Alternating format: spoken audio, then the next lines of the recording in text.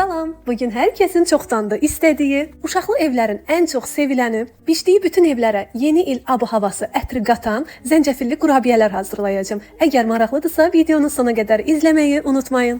Qeyd edim ki, kurabiyənin bəzəyi üçün glazur mağazalarda çox çətinliklə tapıldığına görə qərara aldım ki, videoda ev şəraitində hazır ideal glazur reseptini də hazırlayıb sizinlə paylaşım. Elə isə videonu sona qədər izləməyi unutmayın. Öncədən deyim ki, ideal qıvamda qurabiyə xəmiri istəyirsinizsə, verdiyim ərzaqların miqdarını dəqiq ölçülərlə qramına kimi düzgün tərəzi vasitəsilə ölçüb istifadə etməyinizi tövsiyə edirəm. Qazana 100 qram şəkər tozu, 100 qram bal, 100 qram kərə yağı, 1 çay qaşığı darçın, 1 çay qaşığı zəncəfil, yarım çay qaşığı mixək, çay qaşığının ucunda duz əlavə edib qazanı ocağın üzərinə qoyuram.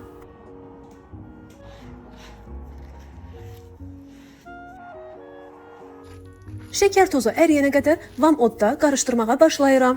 Şəkər tozu əridikdə qarışımın üzərinə 1 çay qaşığı soda əlavə edirəm. Soda əlavə etdikdə kütlənin rəngi açılıb həcmi 2 qat artacaq. O anda ocağın altını söndürüb qarışdırmağa davam edirik. Qarışımın soyması üçün başqa bir qaba əlavə edirəm.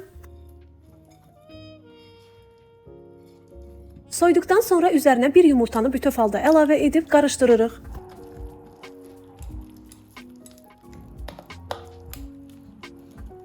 Qarışımın üzərinə 1 xörək qaşığı ilıq su əlavə edib bir daha qarışdırıram.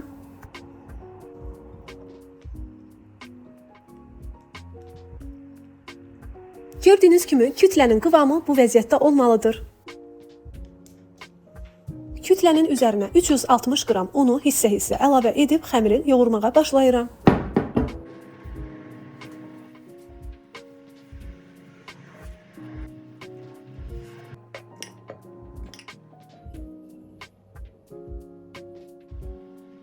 Bildiyimiz kimi unların markalara görə tərkibi fərqli olduğu üçün, əgər sizdə xəmir biraz bərk alınarsa, 1 xörək qaşığı da ilıq su əlavə edə bilərsiniz. Çalışmaq lazımdır ki, qurabiyənin xəmiri çox bərk alınmasın. Əks halda sizin bişən qurabiyələr çox quru və sərt alınacaqdır.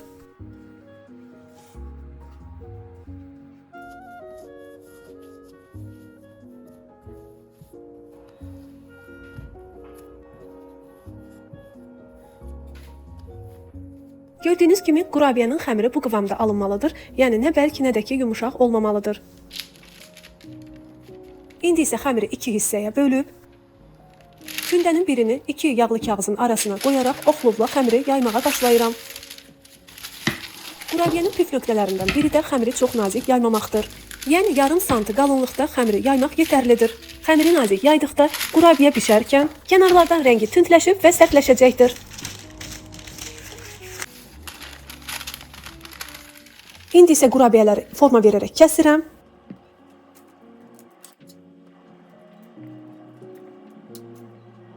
Məsləhət görərdim ki, siz də belə qəliblər alarkən dəmirdən olmasına fikir verin. Çünki plastik qəliblərə nisbətən dəmir qəliblərdə xəmir formasını daha səliqəli alır, daha rahat kəsilir və ən əsas da daha gözəl görünür.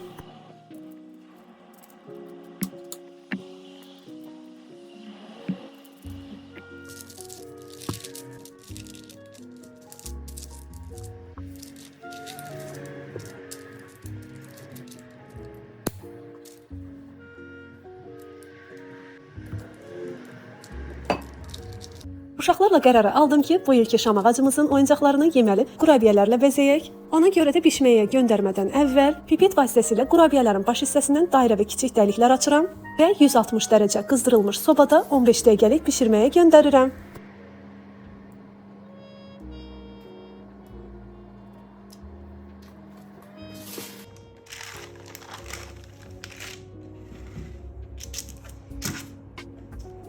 Qurabiyələr bişərkən bu arada mən üzəri üçün glazurunu hazırlamağa başlayıram.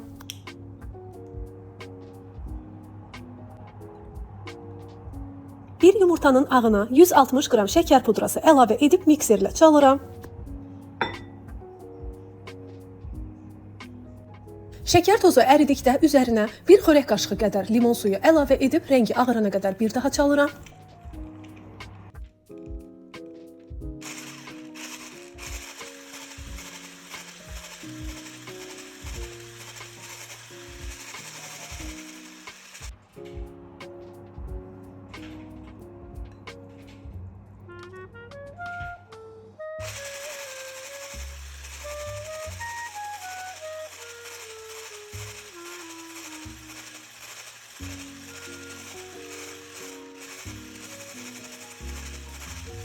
Rəngi belə ağarıb krem halını aldıqda glazurumuz hazırdır.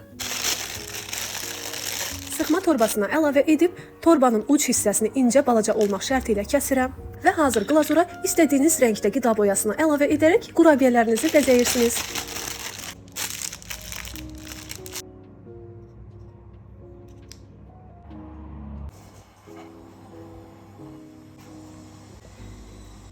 Baxın, artıq mənim gözəl qurabiyələrim hazırdır. Burada mən sizə yumuşaqlığını, içinin necə şan-şan olduğunu da göstərirəm.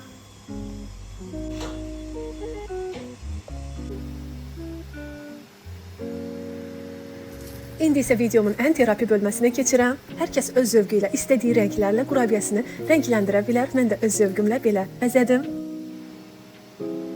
Arzu edirəm ki, qarşıdan gələn yeni il hər birimiz üçün xeyirli, düşərli illərdən olsun. Millətimiz hər zaman sülh, əmin-amanlıq içində yaşasın, müharibə olmasın. Evlərimizdə hər zaman bolluq, bərəkət, sevgi, xoşbəxtlik olsun. Əzizlərim, aşağıda yerləşdirdiyim Instagram səhifəmə də keçid edərək mənim orada günlük maraqlı storylərimi də izləyə bilərsiniz.